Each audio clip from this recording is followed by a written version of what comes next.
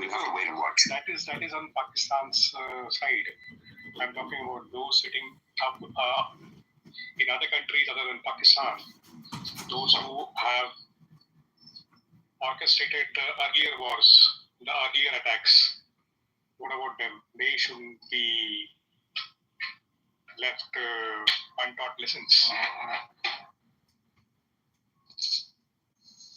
I think Indians appreciate and value the idea of free speech. It is something central to our civilization. Voices of dissent are built up in India, not just merely tolerated, but we value that. So in open societies, if individuals with multiple positions want to peacefully articulate themselves, then India would have no problems with that. Two things. The moment they begin to attack our citizens physically or our interests physically, we would certainly take cognizance of that and continue to work with the authorities to avert that or bring them to books. Aside from that, we'd also continue to lean on these countries to make sure that the law isn't broken in their thing. That's entirely their discretion. So I'm afraid that India would just have to wait and watch as to what these people do. But the Indian diaspora is also extremely excited, as you would know, Ganesh, better. And, for any propaganda nonsense that these people, the occasional people indulge in, perhaps the Indian diaspora would retaliate by just being peaceful and speaking the truth. Truth alone triumphs. Satyameva Jayate. It's not two times. Truth alone triumphs. And every Indian would be invested in that idea. So those who supplied funds, etc., to Pakistan to go and attack India or conduct terrorist attacks, etc., as this military personnel has accepted, I'll reiterate the question. What will Indian government do to those sitting abroad in other countries other than India who have remote controlled the attacks in India via funding? We have to pick our battles, I'm afraid. It is a problem. I concede that it is a problem. But right now, that's also something that's been continually happening even before this terrorist attack. And there are no easy options on the table. What India can do is to push them back on FATF, as you would know, and try to dry up the pond for Pakistan, and then continue to work with global authorities towards making sure that these people are pulled up. But there's nothing else that you can do. I would say safeguard your borders and, focus on economic growth, but at the same time, push back against Pakistan and push back really hard. But get rich before you get old. And Indian focus should continue to be the economy and pick your battles real wisely. Yeah, battles need to be picked wisely, but then we have to keep records of who did what. And I think those people who did all those maybe in their old ages right now, and we need to bring them to, we have to ask Pakistan who were the US officials, etc., and the UK officials, etc. I'll be naming the countries very, very openly. Who were they and who has funded, and give their names. So they have to be brought into international courts and they have to give answers. Yes, India could do that. It's not an either-or situation, of course. I agree with you that India has to press for transparency, no question. And there's also a sense of remorse that seems to be brewing, generally speaking, amongst Western societies, and they're waking up to this, the Pakistani problem. And I think, generally speaking, if India can work more closer ties and make sure that we are able to avert these situations, it'll be even better. So, yes to transparency, but what's more valuable is to work with these countries to avert these situations and just, focus again, put your eye back on the ball and focus on the ball. The ball is prosperity, and these are situations that we have to react to violently, of course. See, again, unless until we don't do appropriate teaching to these individuals who the allegations are there now, it is for them to work on those allegations that the Pakistani personnel has done. We have to expect a reply from those countries, and whomsoever was involved, they need to come and tell what exactly are you going to do about these people who are in your country? You're not going to change their mind, Ganesh. It's just not the you're not going to change an Islamist's mind. You're not going to. I'm not talking about. We have identified already, and we have been unless and until the cancer is entirely removed from their roots, it is probably going to return back, and that should not be the case. We have to do a proper exercise so that all the people involved in the past also have to be taught lessons so that the message is clear and crisp, that if you disturb Indians unnecessarily, you will not be spared. That message has to go clear.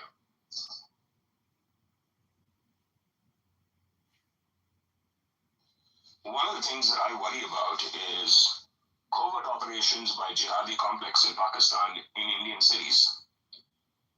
This is something, not all wars fought through missiles and guns and weapons, because that would be honorable, as despicable an act of war is. That is at least honorable. But, terror, one of the things that we have to worry about is what would Pakistan do to activate their assets, ground assets in India, and they have some, we all know this, in order to create more mass panic. And that's something that we need to focus on. And I think what you're saying acts as the carpet runway for those events. So you're right, we have to worry about this. But right now is the time for us to teach these guys a solid lesson. And then we have to fight future wars on an as and when basis when they do occur. There are no good answers. There are no good options on the table, I'm afraid.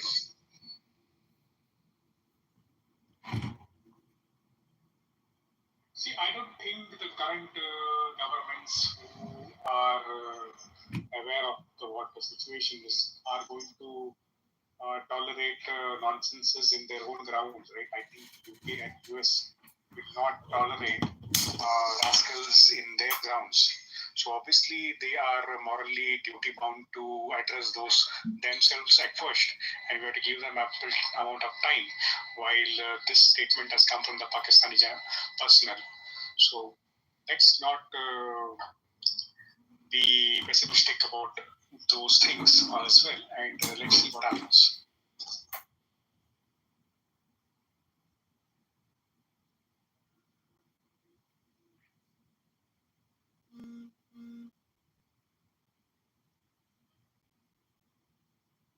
Hi Raghu, I don't have to speak. Brandon is on phone. Jay, comedian, yeah, please. I think Plural is alone speaking, so we have to support him.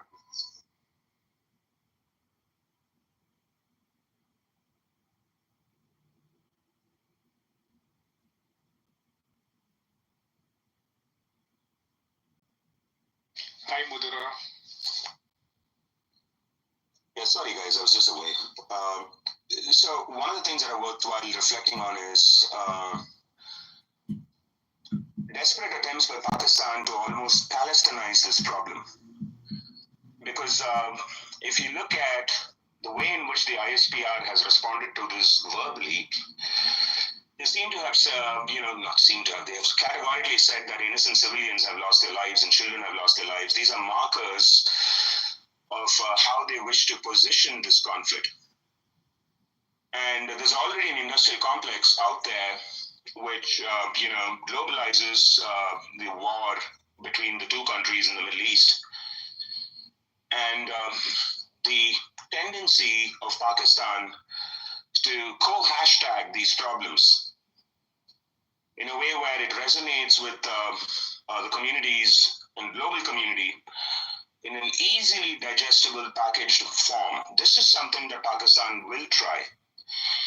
And the capacity of Western, and I say this with no ambiguity, with capacities of Western media houses to lap this narrative up and dish it out to their masses is infinite. So the BJP government, for all its strengths, and I'm an advocate of the BJP government, I don't agree with everything they do. I run rooms where I, hopefully in good faith, critique the government as much as I support it. But generally speaking, the BJP government seems to have a weakness of communicating to the world.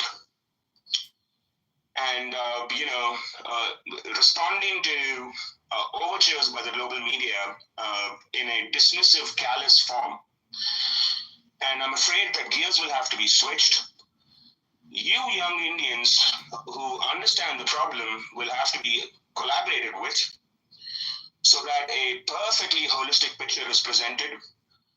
The soft power blitzkrieg is launched into, so the people of the world have a reasonable grasp. Otherwise, you'll end up winning the war on ground zero or the battle on ground zero, but you'd have lost the war of narratives. And considering the nature of AI and algorithms and whatnot, we know that the digital theater is just as important, if not more, than the actual theater of war. So I would submit to all Indians tuning in, politically we could be different and that's okay. I got a younger brother, I got an elder brother, we have diversity of opinions and we still come together, we look after each other, no matter how different we are politically. You and I and the rest of us are brothers in arms and sisters in arms. We are one country. We could have political differences, but everybody has a role to play. It's a team sport. And I think that it's time for us to be reasonable, but at the same time help the global population appreciate a holistic picture. And this is something that's worthwhile talking about. In a few days, you'll find the New York Times, the WAPOs, usual suspects, BBCs, all these guys cranking up the narrative against India. And the question is, what are you going to do?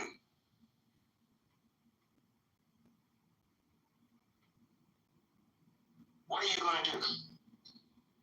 So sure, you can emotionally outcry, and you could, and maybe some of us may lose a loved one, who knows, such as war. You can emotionally outcry, or you could be skilled in your approach, which I know you're capable of, and clinical and unpack reality from ground zero.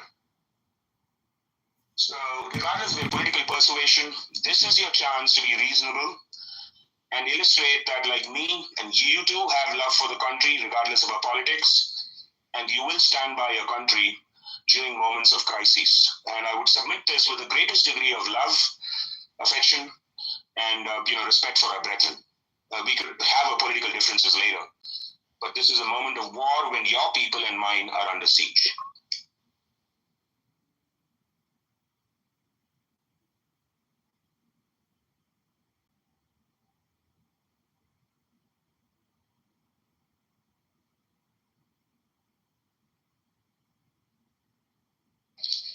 Why do you think Pakistan at this moment announced regarding UK and US, etc.?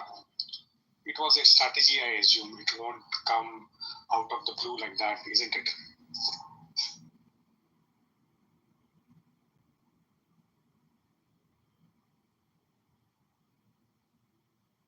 Sorry, Ganesh, can you repeat that, please? See, this Pakistani personnel who announced that there was involvement of UK, etc., US he named, and other countries he named. It was not out of the blue. I mean, it was a strategic move to get those countries involved to help Pakistan or something like that, isn't it? Something was there behind his mind for announcing that at this moment, isn't it?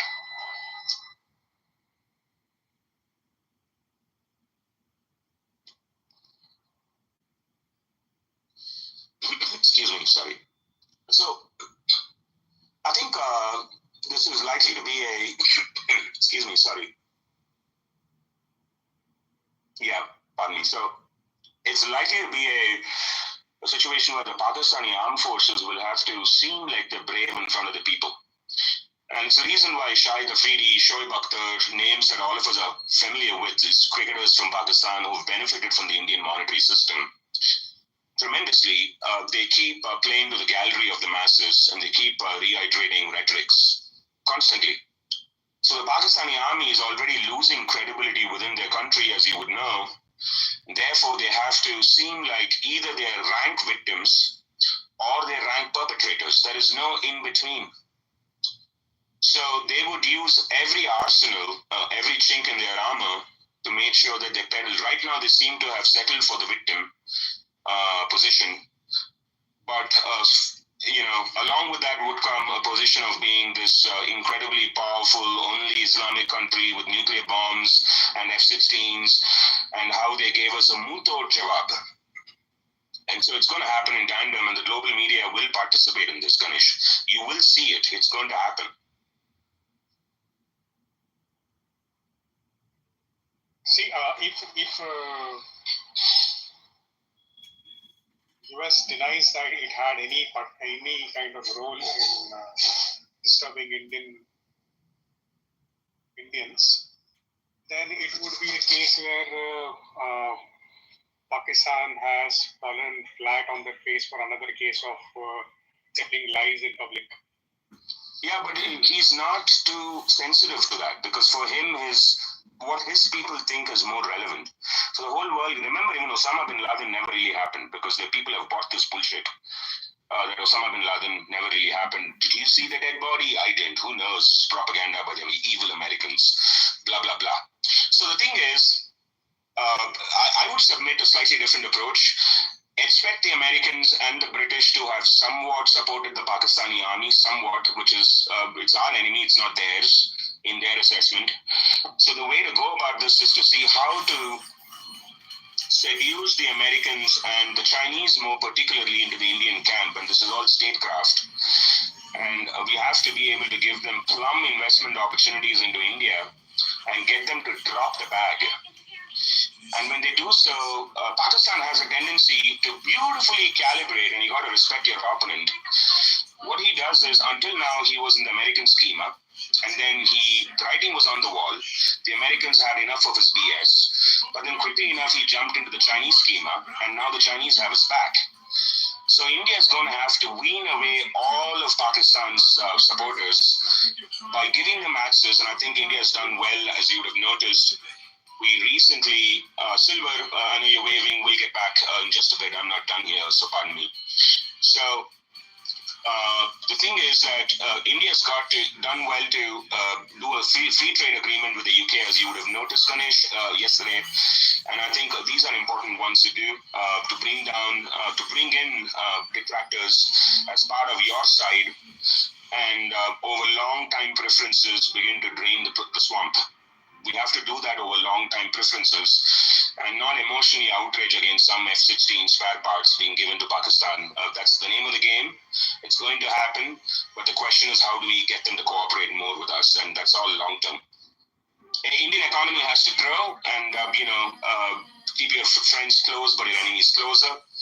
Bring them closer to you, and give them enough of a dog in the fight so that they begin to back for you. So there is a huge involvement of Chinese economy in India. So I don't think China will do some drastic thing. It is unlikely. So Pakistan is again on the wrong boots if they are counting on them. I don't think they will help them big time. So the Chinese see the world in many grays. This is something that the world is continuing to learn about. That they don't see it in black and white terms. That typically the Western narrative, I'm not saying is simplistic, but it's more black and white, and they're categorical, and that has benefits. It lends itself to scale. It's more scalable, and global cooperation and domination alike are more easy to achieve with the categorical approach. So there's wisdom in that. But the Chinese tend to see the world in many hues. So there's 50 shades of grays, I guess, ostensibly so, between black and white. And the Chinese will continue to fund the Pakistanis, at the same time intensify economic cooperation with you. So the question is India also going to play the same game by saying, okay, if you're going to fund the terrorists in Pakistan and seek economic collaboration with me, there's no reason why I can't continue to sustain that. So Chinese interests in Pakistan perhaps will have to be more keenly looked at. And at the same time, India will have to wean away China from Pakistan by presenting itself as a much more credible, viable, prosperous society than Pakistan. Chinese are not stupid. Everybody understands, the power of wealth and prosperity. And India offers just that. So the question is, Pakistan is a hedging mechanism for India's adversaries. And over time, you'll find more countries. As India rises, real estate around India becomes more valuable. because then they can train their guns, they can do a whole bunch of things against you. So to tactfully defang that and skillfully bring them under your sphere of influence is going to be the need of the century, not just the hour. So we can't emotionally outrage. We have to accept it and then try to, wean them towards us, I'm afraid.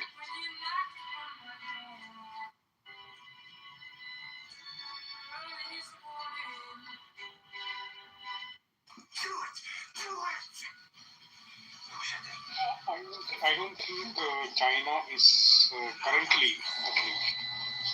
though it is helping Pakistan,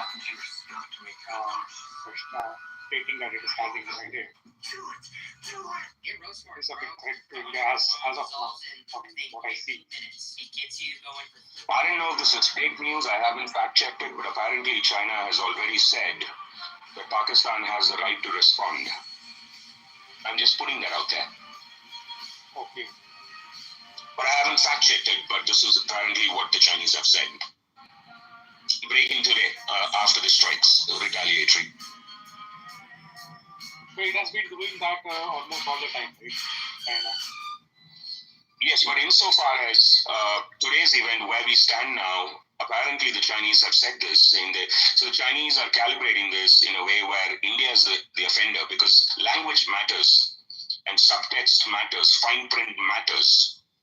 And by characterizing Pakistan's attack as a counterattack, the Chinese are also helping shape the narrative that India was the offender.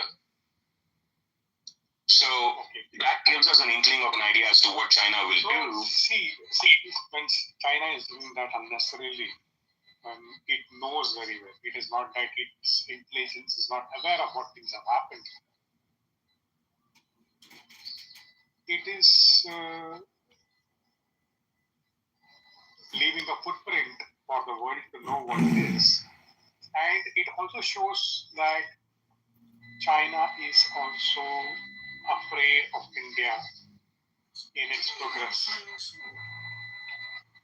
So that is a sign that we are going in the right directions. And that kind of fear should be there in the world. I mean, you can't mess around with India for a long time. They should have it at the back of their mind. Yes, so look, it is a tough calibration for all of us. And I think more than ever before, India now needs to go the full Monty and bring in China into her sphere. And, once upon a time, who could forget that India and America were in different camps? And then now they seem to be waltzing in the dance floor together. No permanent friends and enemies, I'm afraid, as you would know all too well, Ganesh. And this is the name of the game. This is the life we've chosen. And, we have to rise above this and say, okay, you did, I did, okay. So, but all that is bygones. How can we meaningfully engage each other for a more... China is likely to do a deal with you now because of Trump. Trump has put China underneath the microscope with the whole world, generally speaking, building an anxiety against Chinese,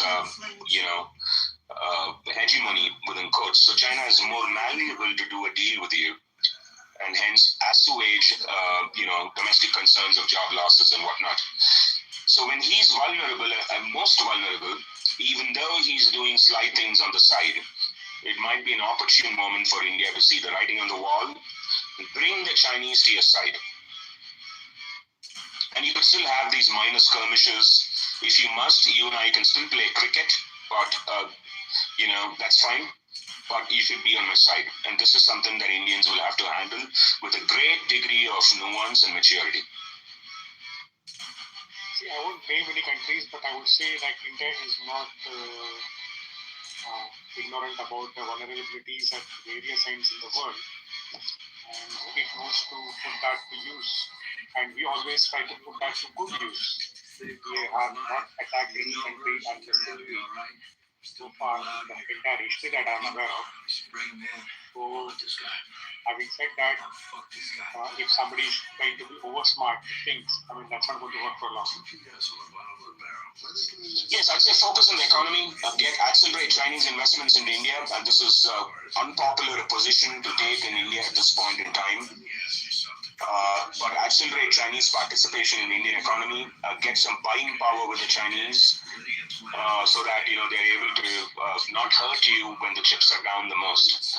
When there are resolutions in the offing, you need to build more. China is a relationship-oriented country.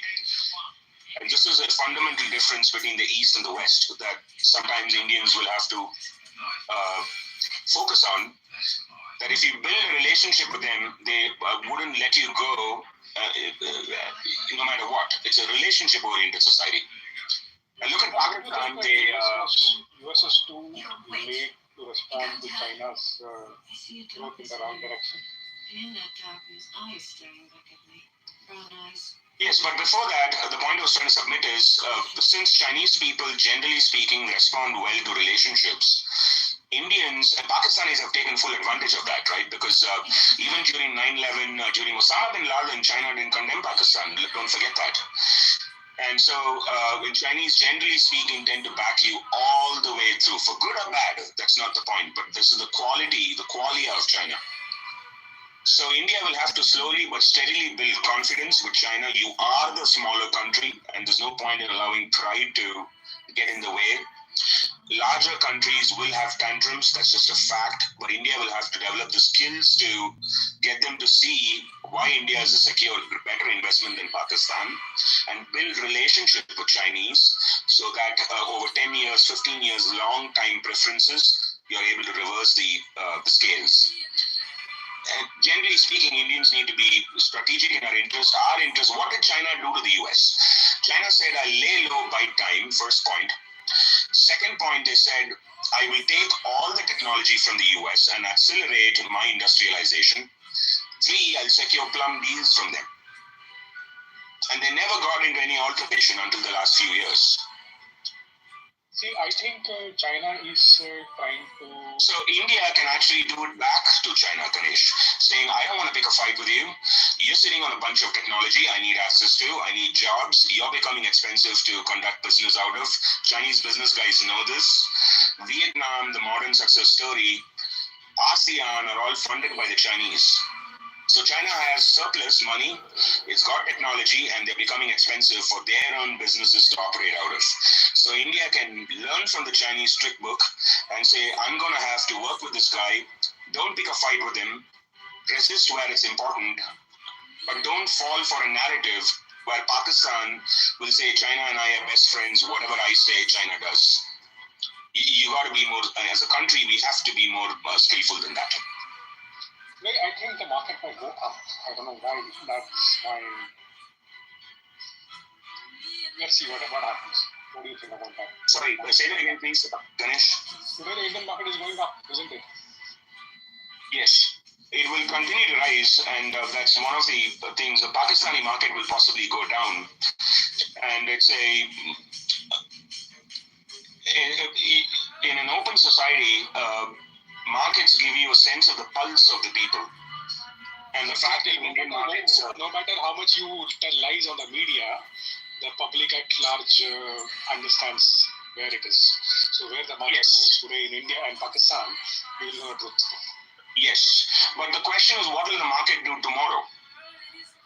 Because if Pakistan stages a fight, then if they strike you back tonight, for example, what will the Bombay Stock Exchange do tomorrow? This is the question. So I would submit that have 10-year positions in the market as ever, Ganesh, you're a smart guy, and say that anything that happens within 10 years is just white noise, brown noise, whatever. And larger markers of the market usually emerge trend lines over 10 years and continue to focus and consolidate there.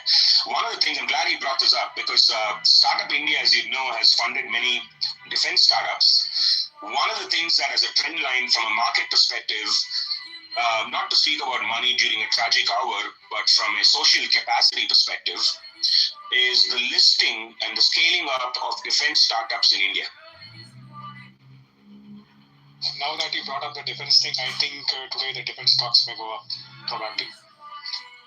Yes, defense stocks, blue chips, of course, and then you have the emerging order where you have well-funded startups, and now the Indian government may be investing in capacities by placing orders and underwriting their order books by saying, here is a drone company, for example, and I used to need 100 drones, now I need 5,000 drones in the next 6 months, and give you the advances and the assurances that the government will not back out of it no matter what, and what that means to valuations and potential listings in the public, in the bourses, is something that is worthwhile tracking. Indian defense startups will tend to do very, very well.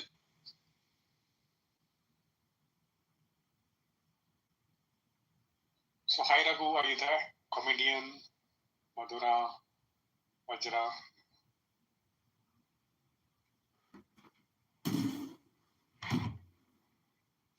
Yeah, we're trying to get more voices in the house. If you guys want to weigh in, that'd be wonderful. Comedian, are you still there, bro? Raghu? Yeah, I'm here. I'm just sitting there. I'm sitting here watching YouTube videos. I mean, I don't know. This is like seems to be, the never-ending story, the song that never ends. It's just, unfortunate, and these drone startups. I don't know if you've seen any of the war footage from Ukraine, but Russia has, and the Ukrainians, because of U.S. Technology coming out of Silicon Valley with regards to these. I don't know, you wouldn't call them automated drones, but you would call them like precision strike drones, where they're able to, through video cameras, essentially detonate in, target-rich environments and deploy from fields, and maybe even there's some automation maybe with these drones, because they're acting like landmines that just come to life and make very smart targeting decisions. So it's just remarkable how these drones have in a way turned the tide against larger weapon systems, meaning that artillery, transportation, everything is impacted by these drones in a way that they weren't impacted before. It used to be kind of more symmetrical, and now these drones have completely changed the battle landscape and have become a major priority. I think the U.S. is making a big push and planning on fully adopting and deploying these types of drone technologies in all their army and marine, and basically the infantry type of deployment, where they're becoming so important. And then you think about the naval sea battles and how drones or hypersonic missiles can cause mass chaos to very large weapon systems like aircraft carriers or battle,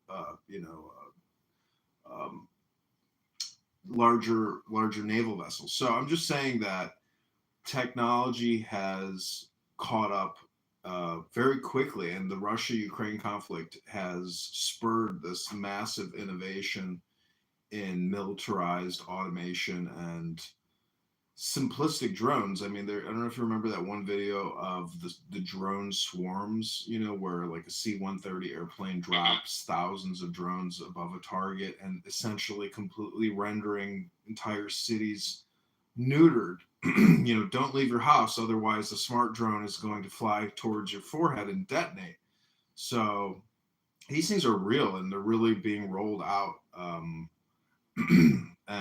So yeah, India has maybe a huge advantage, because I don't know, maybe they can just de-escalate. That would be the best thing for India and for Pakistan. Yeah, but just you touched upon what I think is a super important point, right? How low-cost weapons seem to offer a sophisticated solution, which is drones, and I think it's a very important point. But as much as drone technology seems to scale up, so is anti-drone tech. So I think there are 4 countries in the world now. India's joined that club, albeit lately, which has built the technology or have built the technology to to basically disarm drones by using, some kind of a scramming whatever, to completely paralyze drones the moment they get into a certain visibility range.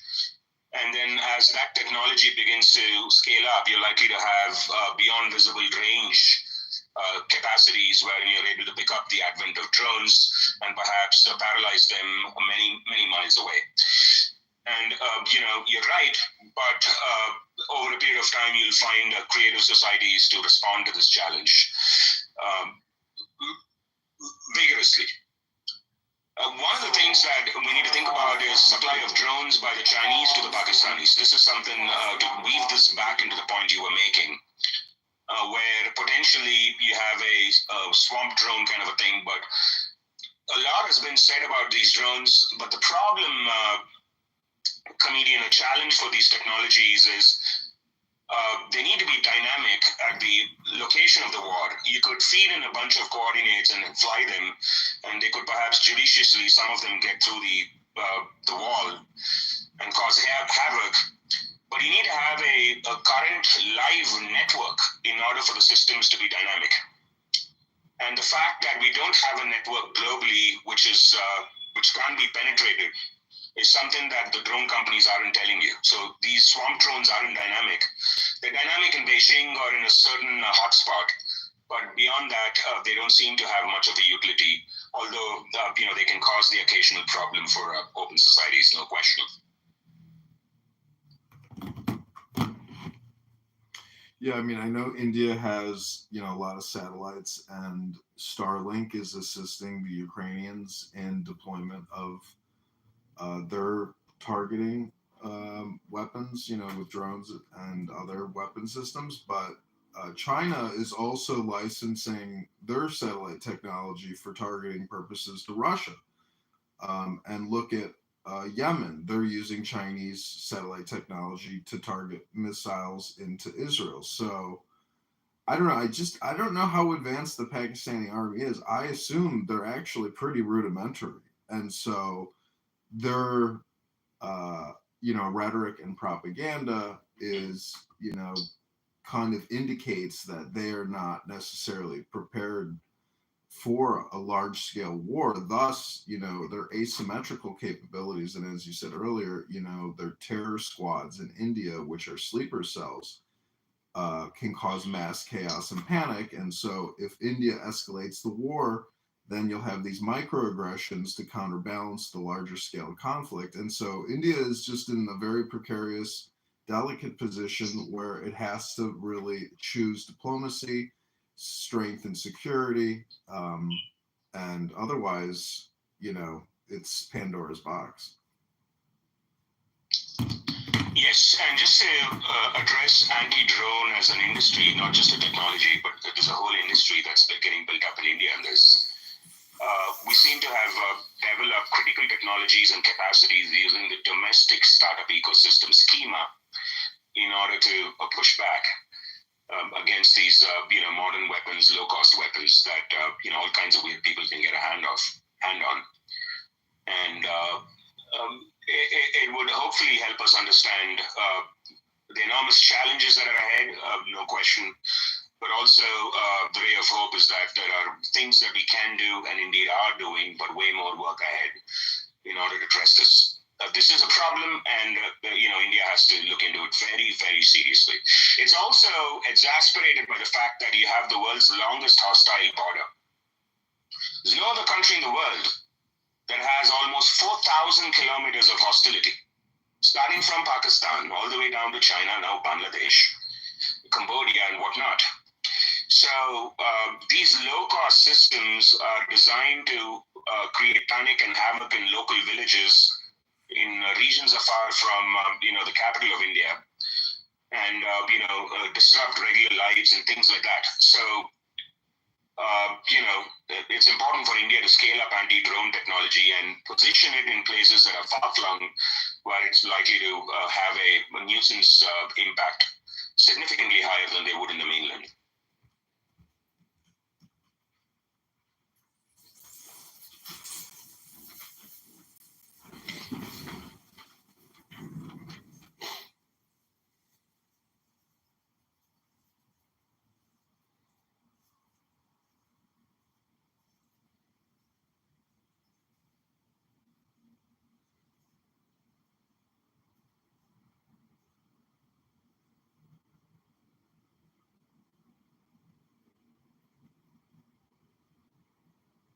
Yeah, I would imagine China is like a major manufacturer of, anti-drone technologies. I mean, they're so advanced in their manufacturing and at such scale, it's unbelievable. And when you just look at your average commercial drone technology and how most of that stuff comes out of China, I assume, these low cost toys with C4 explosives, um, I don't know if you know what a mesh network is, but like if there's some way to essentially create a network that is, impenetrable, I mean, it is an amazing advancement in technology. And then when you mix in automated targeting technologies and AI, like it is the future of war. And it's just ridiculous that we as humans invest so much time and money and capital and startups to creating automated weapons of death. But it's just the nature of technology to constantly, process, improve, and uh, scale down and scale up at the same time. So it's just unbelievable what we do to ourselves as human beings instead of, building farms and shared resources. I mean, India and Pakistan could be great brothers and sisters. And I've never met a Pakistani that I didn't like, and I've never met an Indian that I didn't like. So it's just, it's same thing with Israel Palestine. I don't know if you've ever been there either, but I mean, everybody's great on both sides. It's the governments that keep misappropriating our dollars to invest in supposed security. But then you have these terrorist cocksuckers that ruin the party for everybody. And this is the problem with angry, violent, radicalized people.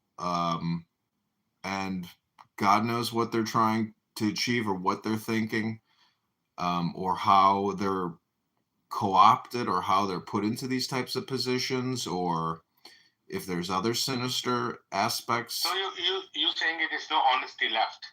Is that what you're saying? It's no honesty left? No, there's never been honesty, meaning like all wars have been based on deception and false flags. I mean, you can't get hundreds of thousands of people to go to another city to ruthlessly murder all those people in the city. I mean, I don't know how much you know about Roman history, but when you look at the genocides and the enslavements and the profiteering from conquest, it's the biggest business, because it's pure profit. It's, you just take it, there's so there is no honesty in war. It's all based on deception. That's the art of war, is to deceive. Otherwise you lose. It's really just how immoral can you be to win, meaning that, especially if nobody finds out. I mean, but that's the secret, is to win by letting nobody find out. I mean, so India has a capability that Pakistan does not have. And, it's just a question of willpower, but it's also a question of how crazy are you going to get, because there's that, what is it called? It's like that Roman victory where you don't actually win. Pericles' victory, I think. But anyways, meaning that even if you win the war, you actually lost it because you spent so much blood and toil and resources. So look at America. Yes, we have the Federal Reserve and basically unlimited money to shit on the world. But the problem is we suffer from inflation, and then it's just war profiteering. It's offshoring dollars to tax havens for, for the wealthiest people on the planet. I mean, it's never going to end. And hopefully, though, it's done with intelligence. And I think Trump is one of those people who carries a big stick and walks with strength, but also intelligence, in the sense that it's not that there's a frugality to war. You can't really win a war unless you practice frugality, and it's like a herd frugality. The people of India don't want high taxes. The people of India want no taxes. The people of India want prosperity. Same thing with Pakistan. Say what you want about Islam and the psychological and problems with the Quran and the history and everything else. Yeah, but you can say whatever you want, no problem. But you tell me now what's happening with the Ukraine and Russia. How it's going to end. You tell me now. I don't know. I think it'll de-escalate, and Ukraine will have to cede land to Russia, and Ukraine will still forever be paranoid that Russia's going to reinvade. They are training their population with the most hardcore propaganda you could ever imagine. All young people are being trained in how to dress and undress AK-47s and shoot. I thought it was a NATO issue. I thought that was a NATO issue.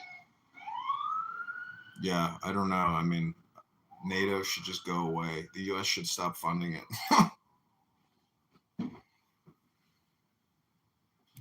I mean, let Europeans deal with their own security. You know, why are U.S. taxpayers paying for European security? It's insane. So the problem in that proposition is, I try to learn about this as much as possible, and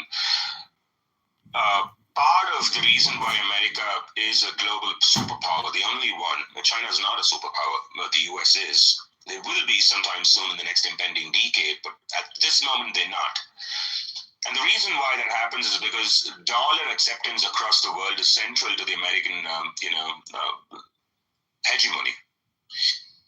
And people only use the dollar, because it comes with advantages, because it's the ultimate promise that you can make, particularly to people that you can't trust.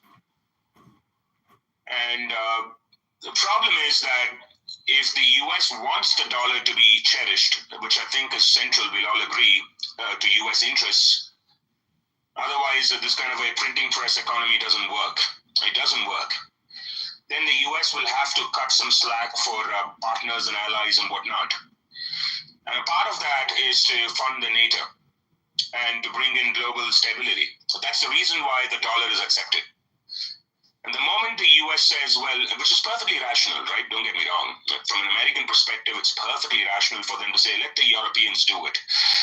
But Chameleon, the problem with that is, and I say this with the greatest degree of respect, is that if the Europeans erect the EDF, which is, as you know, the defense force, European defense force, and if the US abandons the NATO, then it's going to compromise over long-time preferences the need for the world to embrace the dollar as though it is the ultimate promise to be made. And that's going to wreak havoc in the US economy. So one can't have the cake and eat it. And if the US wants the dollar to remain the principal currency of the world, then the US has to be seen to participate in running the world through institutions like the NATO, the World Trade Organization, and whatnot. And a part of that is to subsidize costs for other countries. And I'm afraid otherwise the US will be compromising something that's more vital to it, which is the future of the dollar.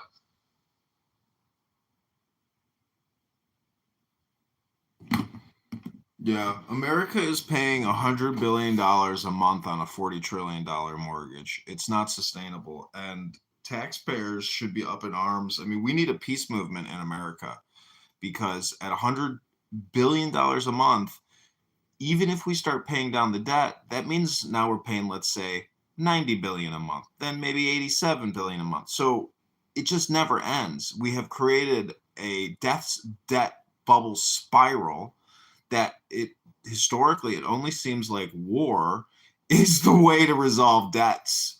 And so I don't know what these baby boomers are going to do, but I have an opinion that these baby boomers that we could be on the precipice of World War III if we're not already in it. I mean, the Russia-Ukraine conflict is so devastating and bad. And, you may live in your little bubble wherever you live and I live, but we've been untouched by these conflicts, and it is a world at war, and it is like a hidden World War III in many ways. Well, so the thing is, insofar as the way in which US can respond to something like this is concerned, just to weave it back into that, right? Part of the challenge for the US is to make sure that it pays off its debts really well and figure out a way to do it without raising the debt ceiling every year, which is something that Congress seems to have routinely, it seems to have gotten into a habit of doing that, breaching the debt ceiling, as you would know all too well. And part of that is perhaps to maybe sell off some of US assets within the mainland to trusted partners, raise the corpus that's required to pay off the debt, and swear to never, be frivolous by getting into a 20-year unending war, putting children of somebody else's at risk forever. And the way to do there are more options up the U.S. sleeve than merely having to worry about this.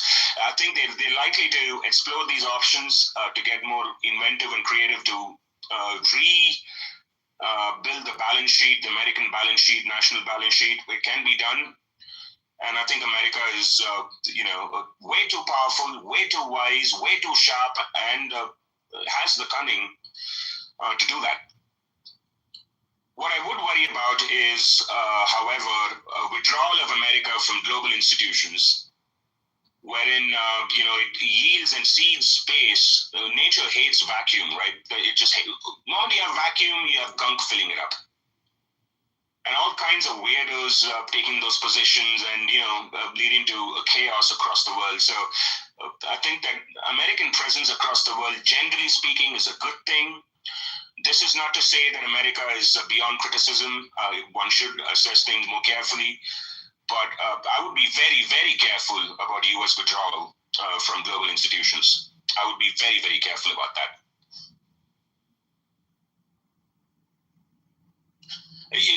Just to top that up, if I may, the U.S. needs allies more than she did ever before. Because if you are to keep this green machine running, you're going to need people that are willing to accept it. And the way to do that is to inspire confidence in them. Like, imagine if you're a business guy and you have creditors waiting. And if you need more money, the way to do it is not to go to war with your current creditors, but instead woo future creditors with reasonable deals, perhaps take a haircut, but be willing to work with them and inspire confidence. And this is when the U.S. needs diplomacy forward, push massive charm offensive, bring in every major country, already major or one day major, will be major, into the sphere of influence, tactfully, skillfully, and secure the future of the dollar for the foreseeable future. And this is all art. It's not a question of bringing a gun to the table. It's not going to work. People are proud and everybody's proud. Who isn't? And they're not going to respond to that very well, given the world we live in. But sheer charm offensive that the U.S. has, she has a beautiful side to her.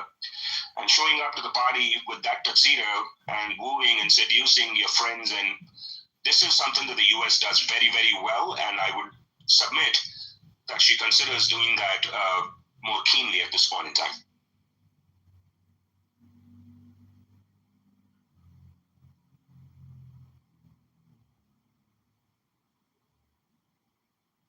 Comedian, I have a question for you, if I may.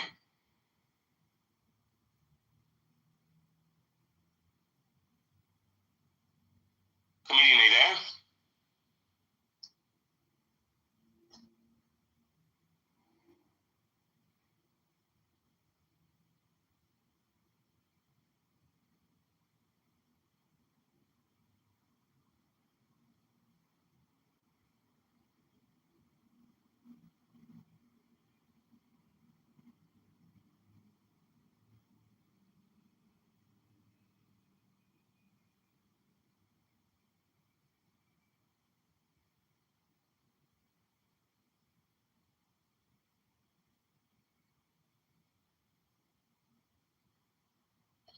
For those of you that are just tuning in, hello to you.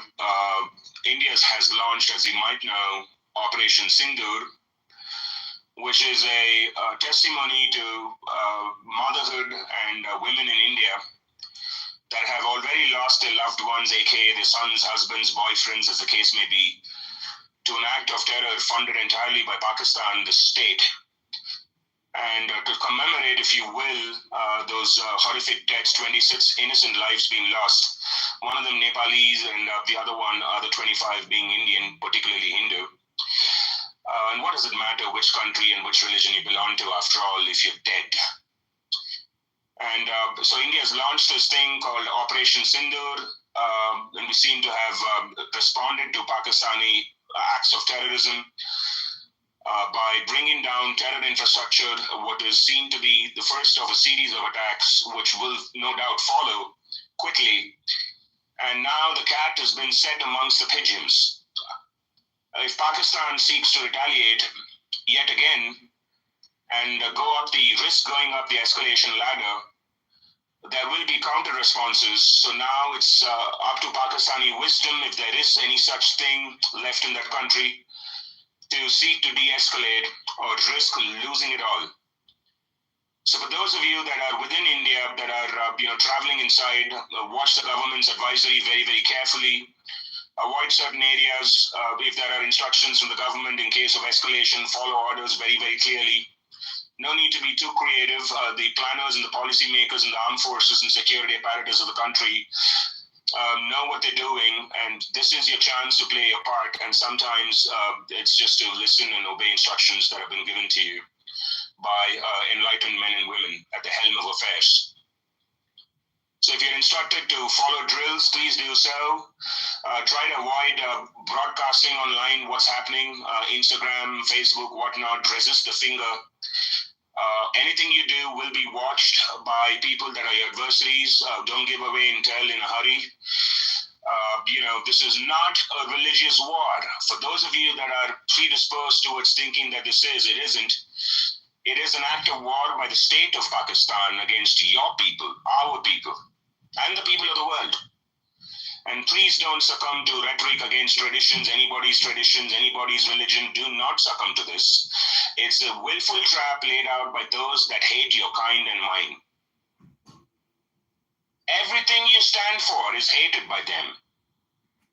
So the last thing you need to do is to play into the trap and start cussing at somebody else's religion. Do not do that. This is India, and this is a pluralistic society where everybody's truth is accepted. And the way you conduct yourself has to be a testimony, and you are the custodian of that tradition of inclusivity. Spare the innocents so that you can sharpen your knives against the complicit.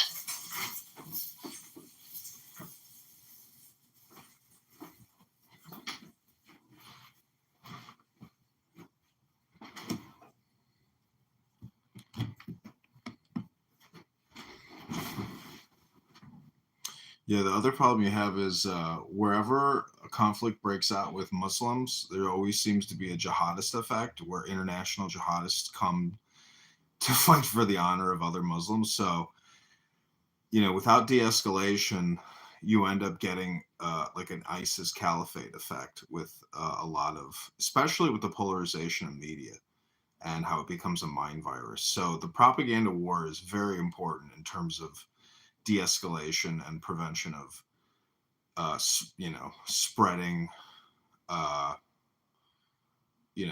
images and videos of and lies, fake narratives. I mean, the whole Israeli-Palestinian Gaza conflict is a perfect example of one of the most polarized media events of all time on both sides. And so it's an integral part of war now, is the communication aspect.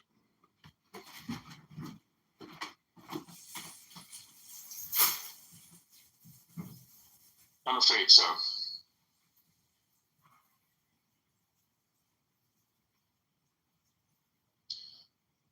So we have a press conference scheduled by the Indian government, and of course the military attaché is in about an hour and a half. That's in 90 minutes. And the Indian government will report to the Indian people as to what's transpired overnight and give you a factual summary of events. And so that you know exactly what to do and how to optimize and what to expect. And we have to wait and watch. Until then, you're likely to have a whole bunch of news that circulate online. It's best not to, one way or the other, whether it's for India or against it, it's best to not get too overwhelmed by it. Take it with a pinch of salt and wait for the government to give you precise updates, blow-by-blow accounts of what's likely to happen, what has happened last night.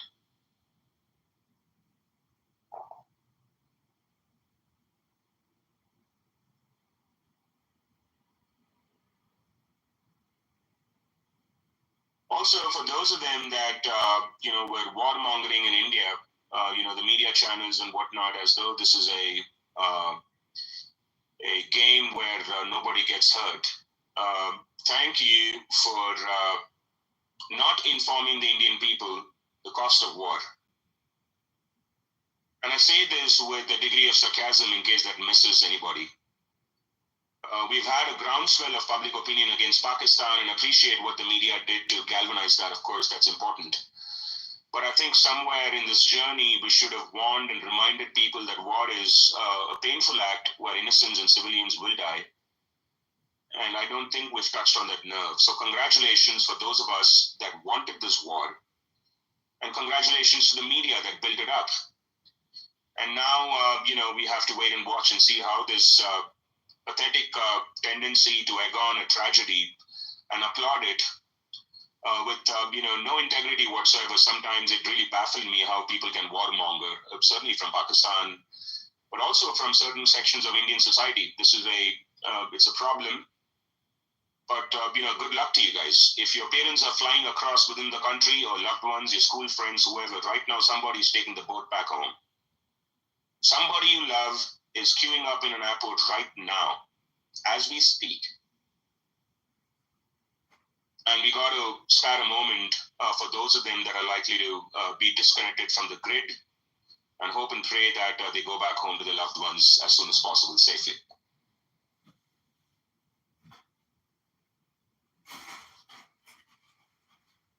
A part of the reason why India took all of 12 days is to make sure that she stocks up, she allows people to warm up to this, the consequences of war, and get people back to safe harbors as soon as possible. It's part of the reason why India took her time. And, we don't know how civilian life is going to be disrupted in this country for the next foreseeable future, the 2 weeks or impending week, or whenever Pakistan chooses to retaliate.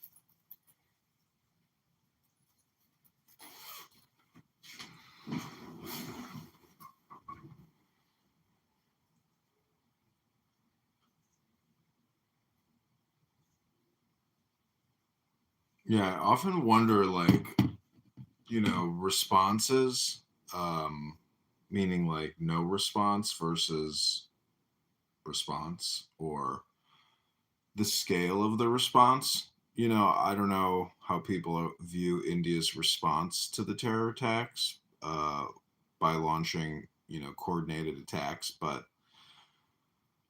strength, is sort of relative. So I don't know. I think the best strategy is always to be like a ninja, where you don't make a big bang, you don't flash a lot of jewelry or make a big light. You do targeted assassinations, Don Corleone mafia style, and you take out the enemy that way. A surgery as opposed, to it blowing up the hospital. So, that's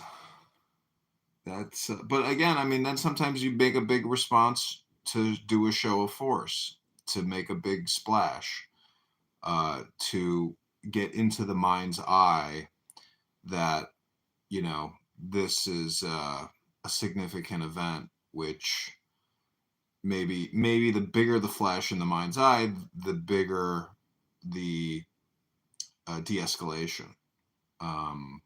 So I don't know. There's just so many ways to always analyze these things, but I don't see Islam as being a religion of peace. I see Hinduism as being a religion of peace, and if that's the case, that would mean that India has to be the bigger brother and say, hey, we are 6,000 years old. You're just 600 years old.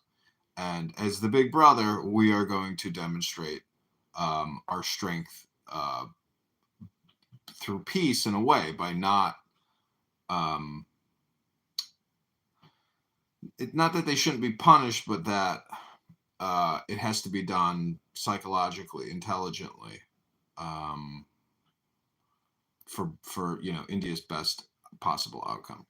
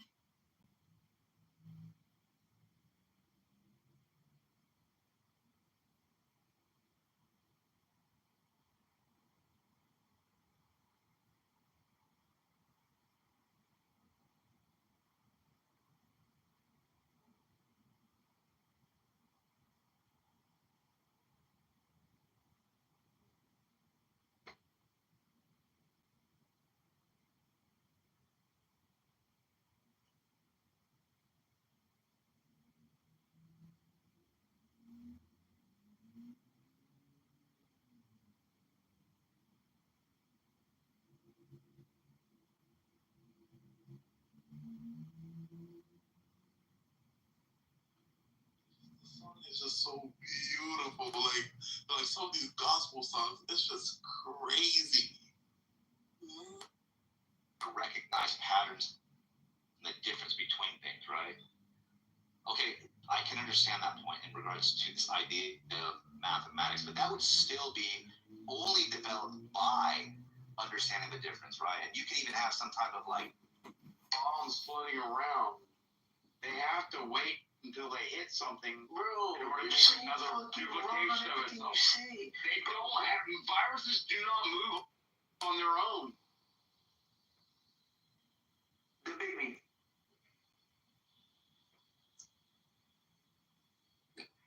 Yeah, Dr. Beta. Somebody please Google, do viruses move on their own? Yeah, Google it. It is a debate. I think you need Negroes. I asked. Oh. Hey, Misha, how's it going on?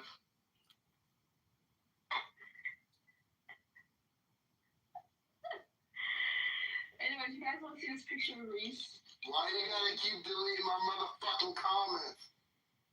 That's not me.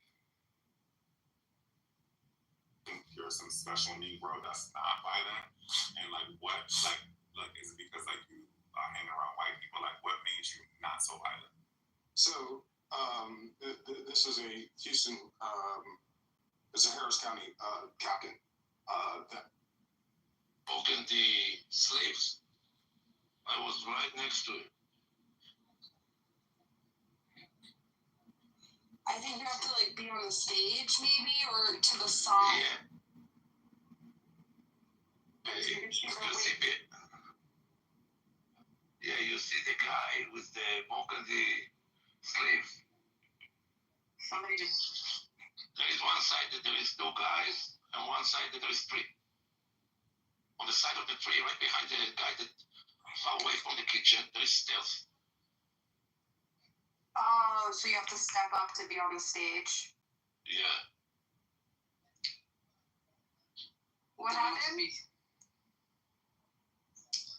Some breaking news. Where? I don't know. Someone just wrote, is there any information on the names of the 3 hostages who were killed? 3 hostages that got killed.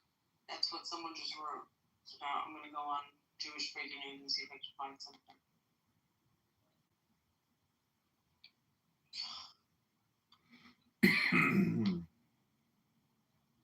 Nothing here.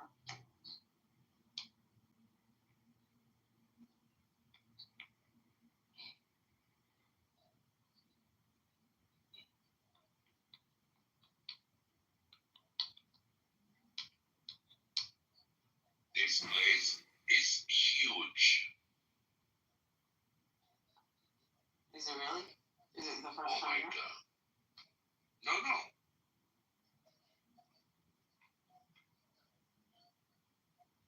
But I wasn't here for 5 years.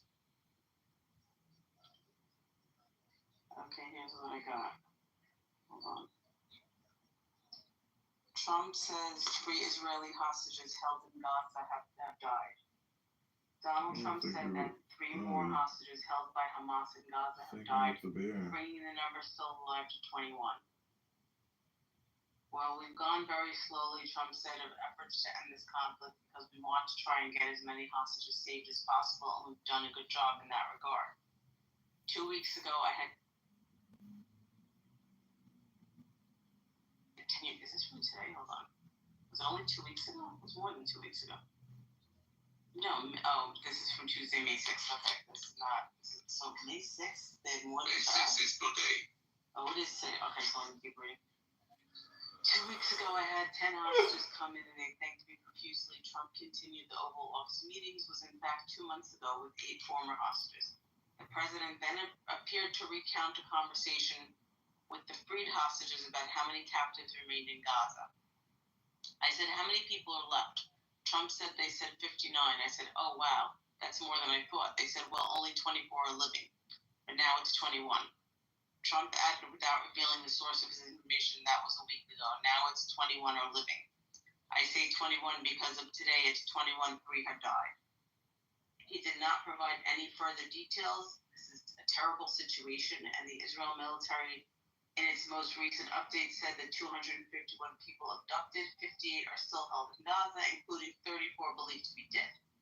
Israel's military resumed its offensive in Gaza on March 18th, ending a 2-month truce that saw a surge in aid in the war. Hamas attacks resulted in the death of 1,218 people on the Israeli side, mostly civilians. The health ministry in Gaza said that at least 2,507 people had been killed since Israel resumed its campaign. That's it. They didn't name who's dead. Yeah, but it doesn't. I don't know.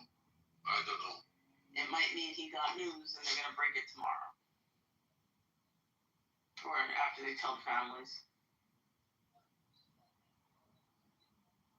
And also 6 hours ago he reported it in the Jerusalem Post.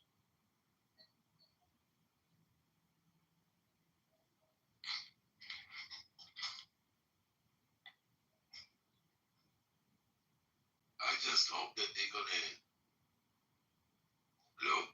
There is one thing that we all need to understand. Those hostages not gonna come out alive. What, the 21? Yeah. Okay. You tell me how many times you find your wrong. I found you wrong once. Why? I'm not gonna say it here. Why? Because I don't want to say it. No, feel free. When you thought someone, I don't know who everybody is. I'm not gonna say it. When you thought Chaver Shalanu Hayam. What's the pressure? What's the pressure? Bitch, why the fuck? Bitch, why the fuck you shooting my believe like that? Because them niggas don't even work it. Like, yeah, like you could just see, like, yeah, it was trying to, hop in for each other and shit. Like, it's our big fighting each other. Oh, but, I'm fucking weak. Like, this truck on it, man. That shit had me in fucking tears. He's talking about you big fat messy motherfucker. Oh well, I deserve this. So love,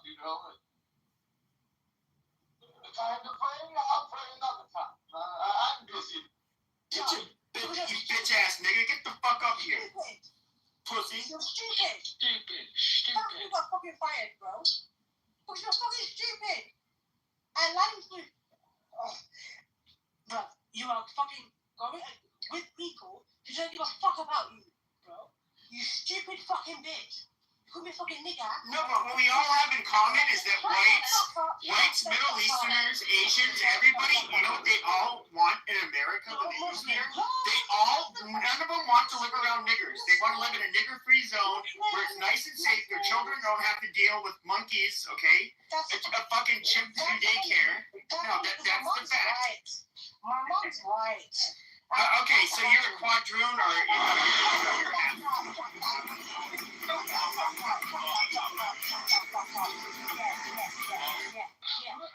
This is why nobody finds fucking defending The suggestion of Elon Musk. Okay, she's jumping out. Oh yeah, I know. You need to kind of get your shit straight, bro. Can we put her on ice? No. This is too good. It's too good. They haven't invented that. So was you said your mom was? Hey, that's fucking good. Fucking. What's up, Street? You fucking submarine, Negro. What the fuck you want to say, bitch? belligerent, bro. What belligerence, you fucking dumbass? Why don't you say something articulate? Belligerent, man. Go ahead, express yourself. I'm gonna be quiet. I want you to come up. I want you to make a good argument. Go ahead. I fucking hate belligerent, man. I'm trying to get to understand What does that mean? I don't even know what the fuck you're saying. You fucking chimp. I fucking hate belligerents, bro. You're the fucking belligerents.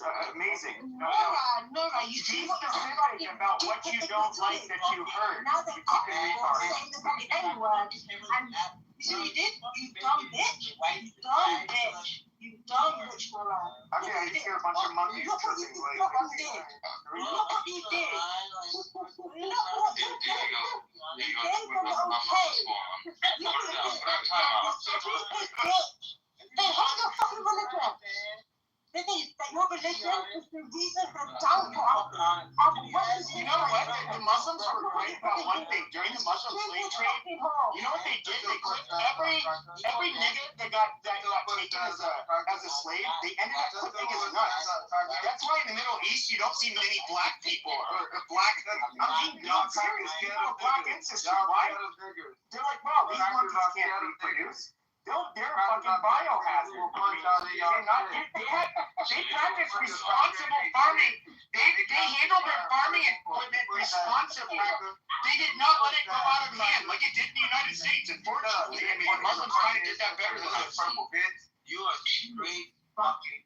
I'm a straight fucking dick sucker. You fucking cocksucker. Slow down. I want to hear what this North American caveman ape has to say. Go ahead. Go ahead. Say what you're gonna say, Street. Hey, fucking okay, what are you gonna do about it, bro? Just fucking slow down, right, Craig? What are you gonna do about it? I'm gonna put you guys back. Do you want to put what? So I can take my belt off and spank the shit out of our podcast? Is that what you want? You want to get welts on those chocolate cheeks, you fucking faggot? You can do it.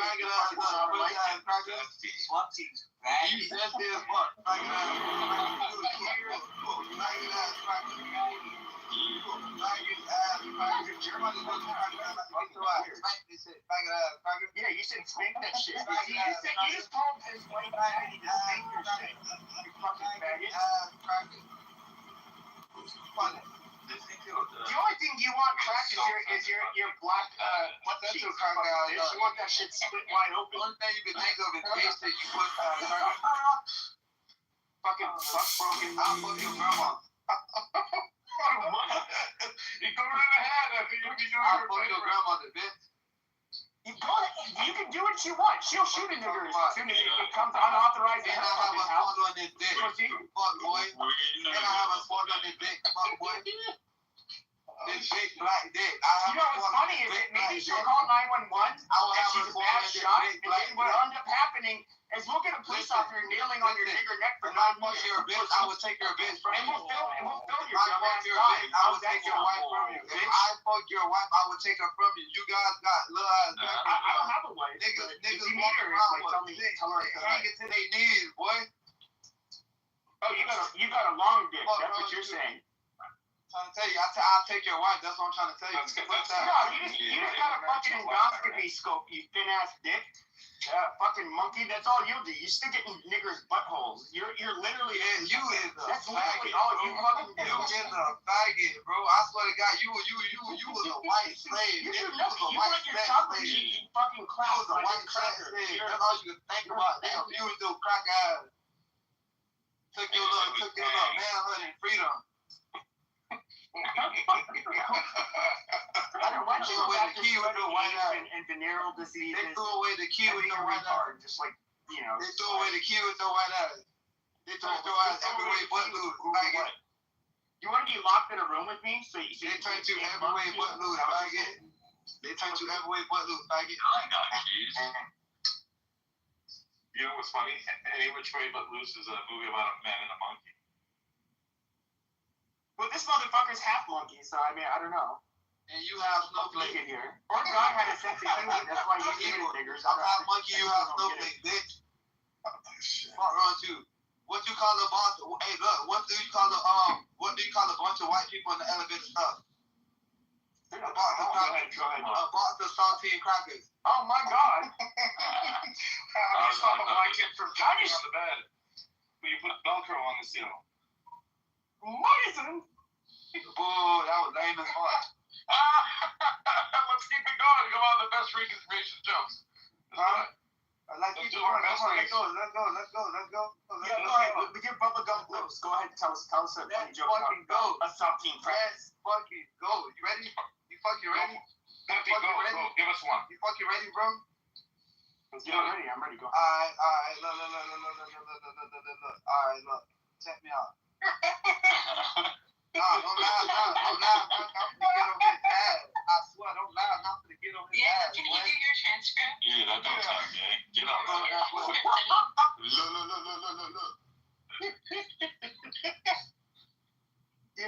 So one time this nigger went to a doctor's appointment and he was told he was impotent. And so he ended up, on his way back home, he ended up buying a Cadillac, and his wife asked why, and he goes, because the doctor said I was impotent.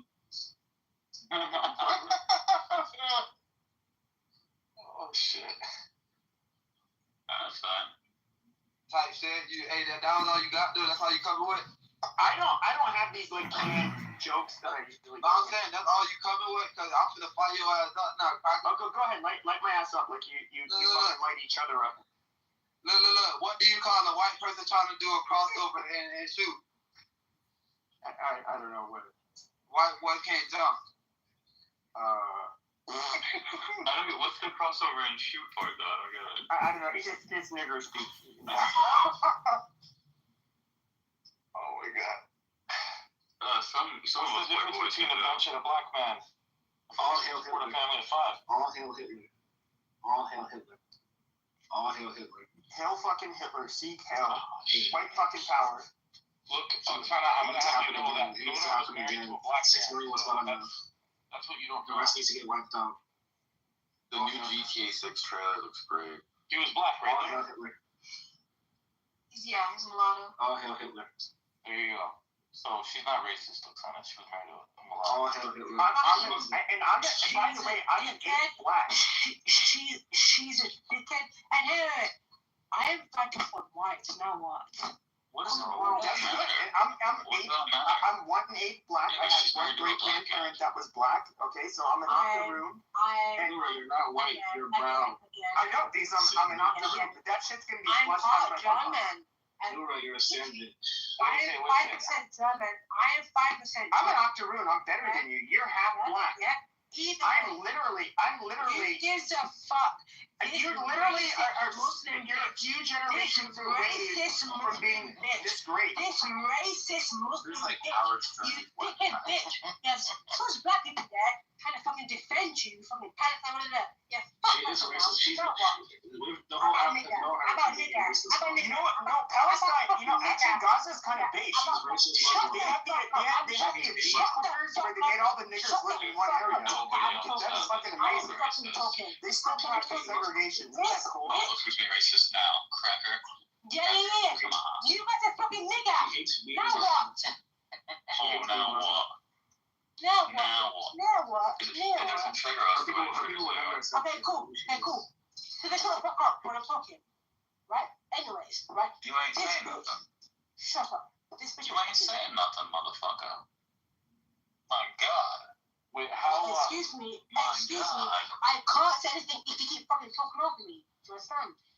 Do you want to fucking stand? Your existence isn't even supposed to be acknowledged. You fucking. Oh, The racist bitch, yeah. And this is why, actually, more and more, actually, fuck Palestinians, because again, what I'm not a she- Palestinian. Shut the fuck up. Shut the fuck up. Shut the fuck up, right? I'm just saying that there's some overlap. She They think you suck women need to be put in your place. She broke the threshold, and now look at this shit. And she's not fucking me. But apparently, free Palestine. Fuck Palestine.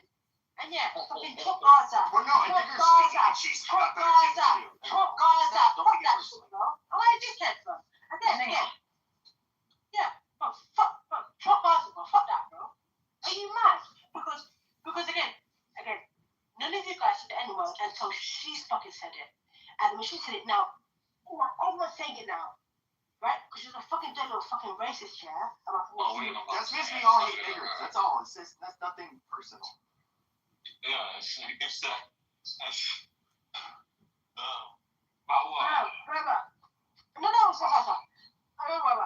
I'll tell you that. She's the shittest Muslim I've ever fucking met.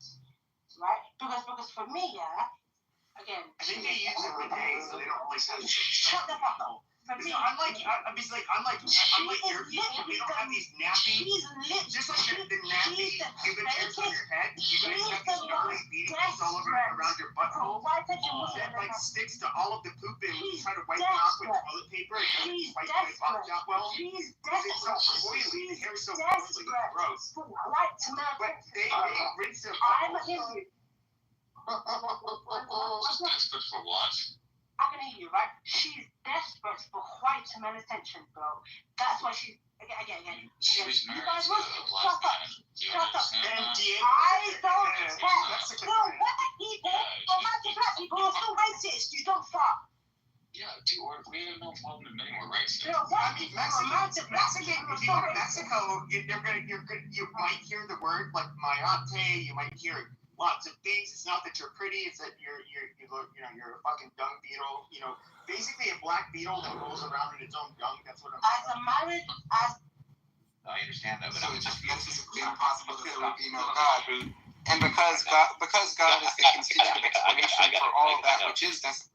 I understand that, but I'm asking you a very simple question. So God creates the world the way God wants to, whatever the case is, and then okay, look, God is eternal, right?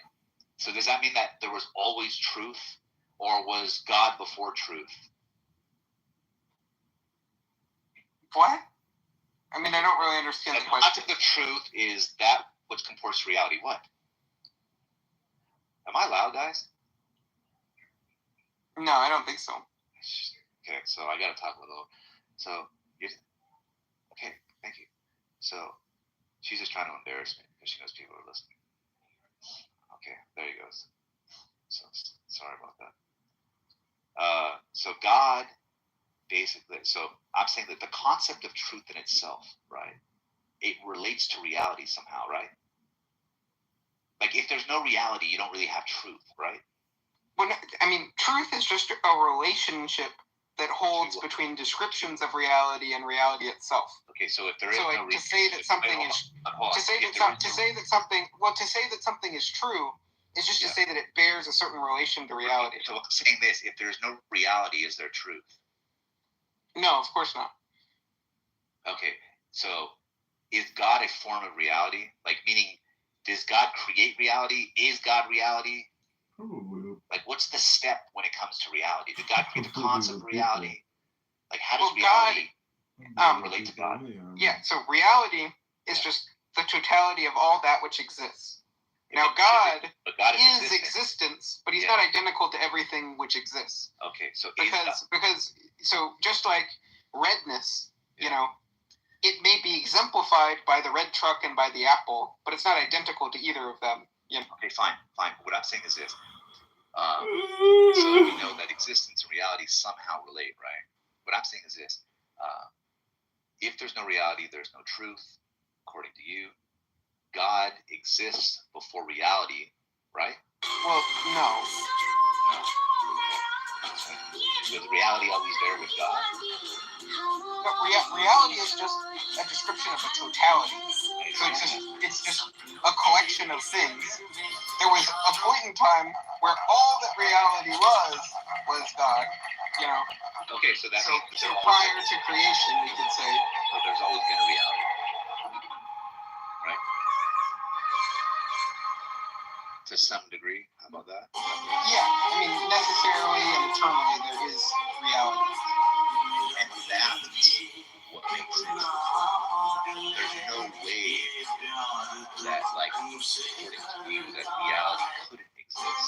That means that if reality seems to be some kind of precondition for truth, right, then why do you need a God in realm? Well, no, because God explains why there is a reality, why anything exists at all. No, because you just said... No, the reason why there is reality... the reason why there is reality is because something exists. Right? Now, necessarily and eternally, God exists. So therefore, necessarily and eternally, in virtue of that, reality exists. Okay, great. So you're saying this. God is always existing. God didn't choose to exist. God didn't cease to exist. Right? And within this time, or whatever times exist, right? There's always been at least some form of reality. Right? There seems to be a precondition of truth, which means that as long as there's something, there is a truth. And God didn't choose to exist. Which means that God doesn't ground truth. I would even say in this case, truth is grounded. You're just making a bunch of illogical inferences. No, look. You said a second ago, truth is that which corresponds to reality. And you said if there was no reality, there would be no truth. That's what you said. Then I asked you about the relationship between God and reality. And then I said, fine.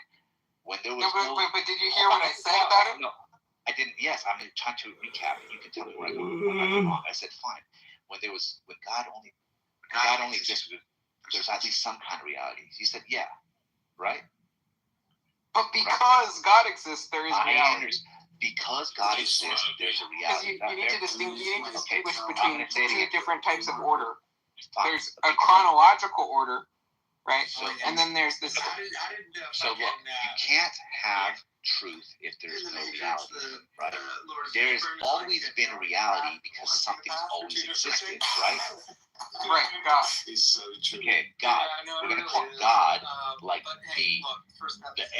the thing that's always existed, which allowed reality to be the way it is, right? Is that fine?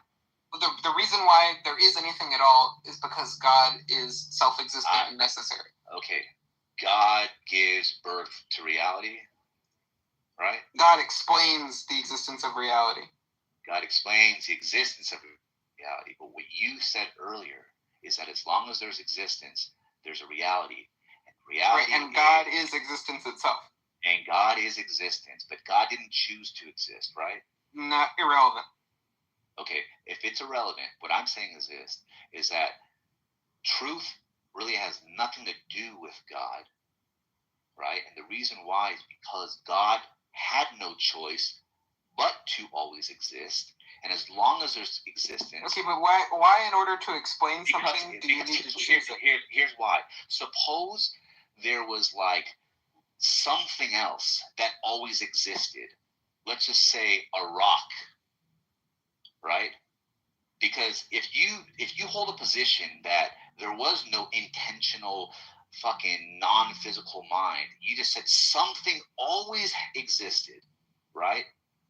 Well, that, by your definition, is a form of reality, right? And that right there is all you need for truth. But that's incoherent. No, it's not. Yes, because you're saying that something exists without existence. No, you're saying... Well, no, God is existence itself. To say that the rock exists is just to say that it derives its existence from existence itself. I know that's what you're saying, right? You're saying, look, God is existence. Without God, there's no existence. There's just no thing, right? Right? Right. Okay, so work with me here. So now that we have this concept of God being what existence is without it, right? We also know that existence is basically a necessity to reality, right? What? Repeat that last part. Existence and reality, right, are like mended together, correct? Well, just reality is just the description of all that which exists. Correct. And as long as something exists, you'll always have a reality, right? Yeah, right? Just because reality is just describing that something exists. Fine. Like, I can tell by your pause, you think I'm like gonna trap you. I'm trying to. No. It's literally just. I feel like we're going in circles at this point. Okay, we are, because I don't understand why it's confusing. What I'm trying to say is, look, if reality is the contingency of truth, right, and God has always just existed, then like God's mind and all this other stuff is irrelevant, right? Because your God. No, that just doesn't follow. No, look, suspend your belief for a second, right? If your God was like this kind of like dumb thing that had like, let's just say 2%. He couldn't possibly be that.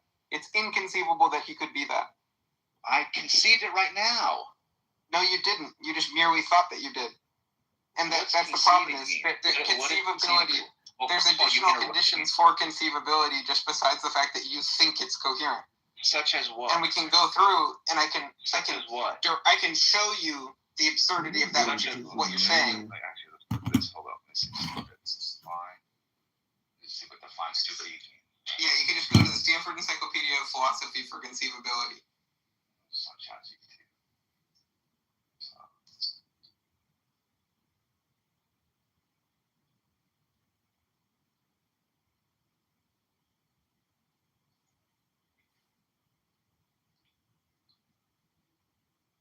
What do you say conceive is? My nuts slow while I was thinking.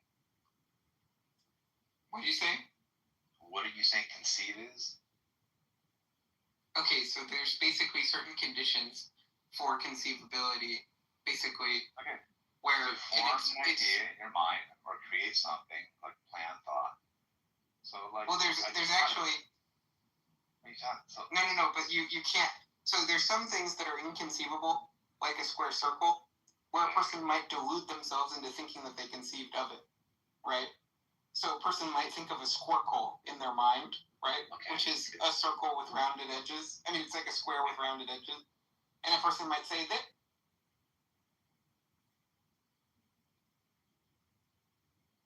Black struggle, look. Why you gotta be fucking stuck in front of me? Oh, man.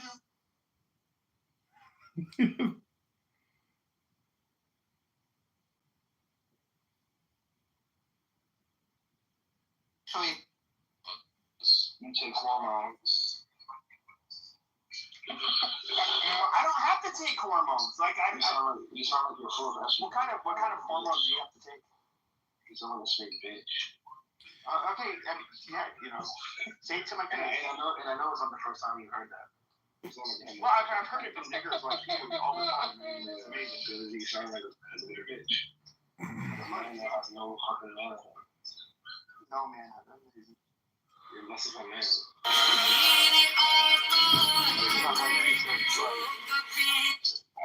am. I'm vaccinated. I'm a real human being. I love how like you can't come up with the and its house in person doesn't say I'm unvaccinated. That's why I'm telling you.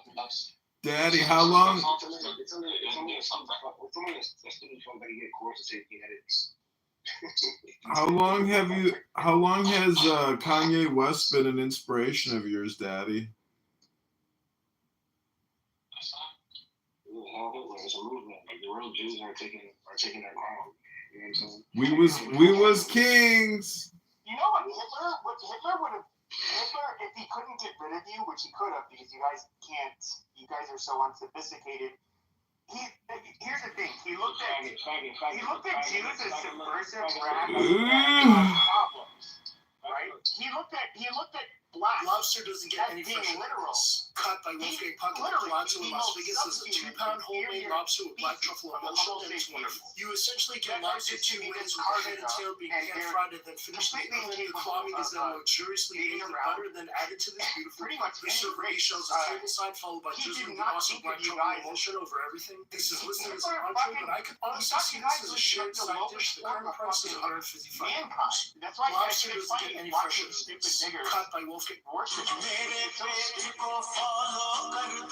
Attractive, but that's not how I. So like I go under a pseudonym or an anonym online. I've never tried to fuck women or anything like that on here. I don't simp for women. You guys never hear me do that. Why? Because obviously that would involve doxing yourself. I'm not interested in doing that. I thought you said you video called with one of the girls before. Well, so yeah, but they still don't know my real name or my number. Like, even Pearl, who was in here earlier on Instagram, she's like video chatted with me. But like on Discord, I've done it. I've done YouTube with a few people on here. But I'm not like here. I don't. Like, there's a reason you don't see me in dating rooms or bitching about women. It's not my thing. I don't come here to talk about that shit. Dating rooms? Talking with other fucking men. Why don't you download Hinge or Bumble and do something with your life? Get a girlfriend. Yeah, I could, but I'm just going to be honest, and no shade to women. I know that's kind of a Negro phrase, but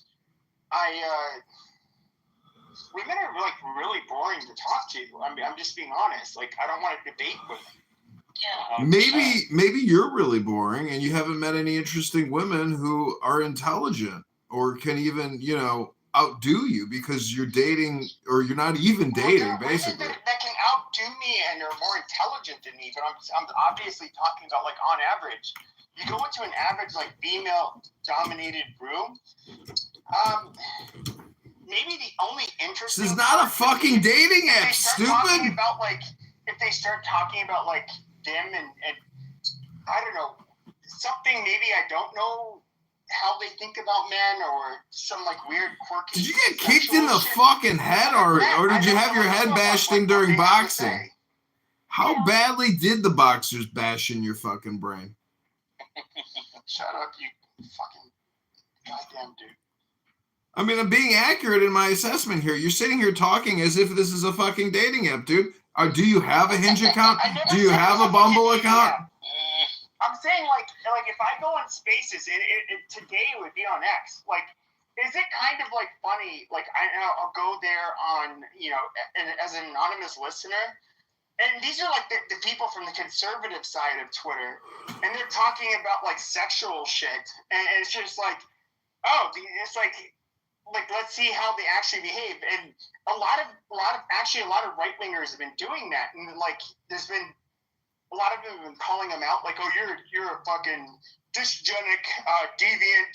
You're not part of the right. Where I just see like 40-plus-year-old women just talking about like sexual shit, and which a lot of it I think is kind of funny, honestly. That's maybe the extent to which I want to listen to bitches talk. Like I don't really care about. I mean, let me ask you this. Okay, I want to hear myself talk. This will show a lot, comedian. When it comes to like geopolitical issues or anything really of relevance, when do you actually want to hear a woman's voice? What are you looking forward to? I come on Clownhouse for women's assessment and analysis of geopolitical bullshit. Okay, I'm asking who in particular. It doesn't have to be Clubhouse. It can be like a mainstream figure. It can be anybody. Yeah, exactly. Yeah, but why? Your question's stupid, dude. Why? You're setting it up as if I seek out women to listen to their fucking analysis. I don't. I'm not setting it up. I'm just saying, in real life, though, like, I mean, if I'm looking at people on the left, the right, like, I will listen, and I actually find him more, like, entertaining than most of the faggots on the right. Like, Ezra Klein's fucking podcast, I'll listen to that shit and be like, he's actually a pretty sharp guy. He's somebody who I disagree. He's a fucking moron. No, I think he's definitely smart. He's ideologically very driven, but it's interesting to listen to how these people. I'm not even joking. Oh wow. Like, he lives on the west side of Manhattan. He's a total cock dude. I can believe the cuck part, but like I'll listen to this shit. But it's just like I'm trying to think who are women. I forget the name of this Romanian bitch who moved to England a couple years ago, who did this hit piece on the dissident right a few weeks ago. Yeah, I forget her name. But there was an article. You actually, let me get it for you. It's called "The Anti-Semitic Bros of the Conservative Party." It's about the Andrew Tates. Let me see. Was I in that? Were you in it? Fuck. Were you in it? Nobody even knows who the fuck you are, Robert Taylor, except for Alvin Bragg. Was this in the New York Times? No, it was like the Atlantic or the New Yorker or something. So no, this was in the New York Times. It's Alex Kushka, or I believe. She was somebody who also like during the pandemic, she ended up becoming popular. And I would listen to her podcast just because of the people she would bring on. And what's really weird is a lot of these guys. So you had everything from like she would actually get on a lot of academics. Some of them were like even sociologists who were somewhat kind of alt-right-ish. But then they would break down like a lot of the where a lot of the alt-right gets it wrong.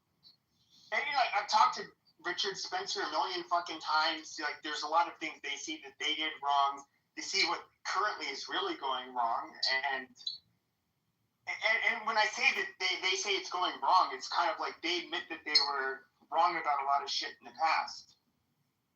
Oh wow, Richard Spencer, huh? What a cool guy. You've talked to him hundreds of times. Wow. Like, who gives a fuck? The whole point about life is optimizing your life, and that's your house, that's your health, that's your love life, that's your food, that's your environment. I mean, you guys talk as if you have no fucking lives at all, and you're not concerned about anything. You're on here all day streaming. What the fuck are you talking about? Yeah, I don't have to talk because you guys do all the talking, and what I've observed is that it's stupid talk. You're levying this criticism at us when It's like, obviously, you don't have a fucking life. So. No, I had to deal with plumbing issues all day long. That's the real world. This is fucking drama, stupid entertainment, hypnosis communication, which is totally pointless. I'm also running for Congress. What the fuck are you doing? I'm not running for. You're not going to get elected. Like, does it fucking matter? I'm doing something. Yeah, but I can run for an election. I'm not going to win. It means nothing. It doesn't matter. I am projecting and causing. I can run for president, literally, but it's a waste of fucking time. Literally wasting my life. It's not a waste of time running for Congress. The guy that I'm running against is a total fucking moron, and there's so many stupid Congress people. Right? Do you not live in Chicago? Yeah. Just so you're wasting your fucking time. Amazing. No, this is not. I'm not running in Chicago. I'm running against a Republican candidate in the suburbs where it's 90% conservative voters. We hope you win. Chances are I won't win, but the fact of the matter is, this guy is a vaccinologist, a big internet scammers. There's just the voters are completely unaware. Like literally, the low IQ voters have absolutely no idea who they even vote for, let alone they don't even know that they're voting against themselves every time they vote for these people, because all they do is rip them off and spend all the fucking money. It all went to Verizon, AT&T, Pfizer, Verizon. I mean, these Congress people are criminals. They spend $1 trillion acts. Like, are we going to be honest? Like, do you really think Republicans? I see the game that where Democrats are kind of. Okay, so they're willing to facilitate demographic change and have an alliance of the coloreds with those particular whites in order to continue to win elections. Do I think that in the same way Republicans are the exact same way? They will build a fucking alliance without care for the everyday American. They just want to keep themselves in power. Like, I guess I'm somebody who's voted Republican my whole life, but I'm going to be honest. Like, there's some wedge issues where that's why I'll vote Republican, but I consider them both, like shit parties. I mean, if I'm being honest. What are you eating, Tepe? You're like. It's not the party is shit, but the point is, it's about doing something. I mean, what was the last book you even read?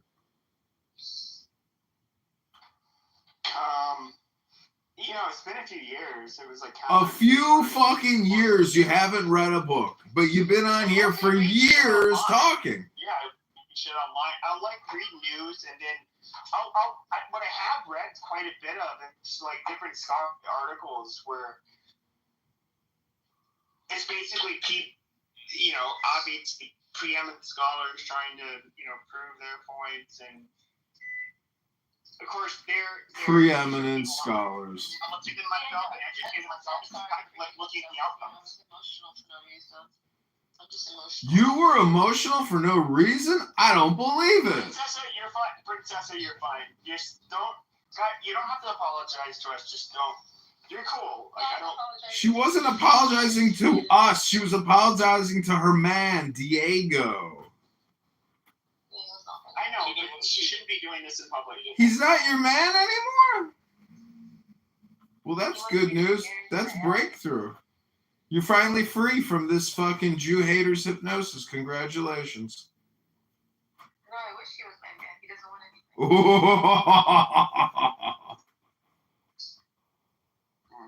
She corrected herself there. Okay, I guess you're still not free. Never mind.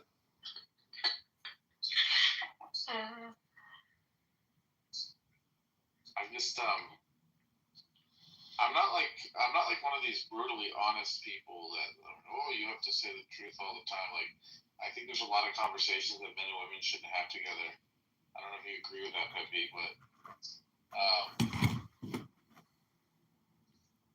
I mean, I personally,